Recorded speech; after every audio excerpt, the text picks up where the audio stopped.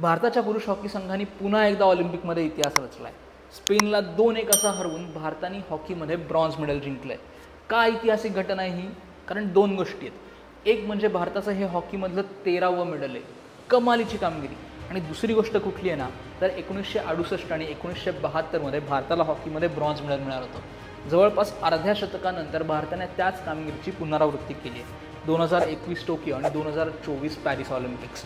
आणि ह्या 2 विजयाचे शिल्पकार जे होते ना, ते म्हणजे भारताचा गोलकीपर PR श्रीजेश आणि कर्णधार हरमनप्रीत सिंग. अर्थातच PR श्रीजेश या सामन्यानंतर आंतरराष्ट्रीय हॉकीमधून निवृत्त होतोय. काय कमालीचा माणूस आहे ना, की आंतरराष्ट्रीय हॉकीमध्ये शेवटच्या सामन्यात ब्रॉन्झ मेडल जिंकला आणि साइन ऑफ केलं. आणि अर्थातच हरमनप्रीत सिंग ज्यांनी या सामन्यामध्ये स्पेन विरुद्ध 2 गोल केले. आणि दुसरी गोष्ट काय झाली आहे, तर भारताचा 4चा जो आकडा आहे ना, तो कुठेतरी पॉझिटिव्हिटीकडे गेला आहे. म्हणजे 4थं ऑलिम्पिकमधलं पदक आलं आहे भारताकडे.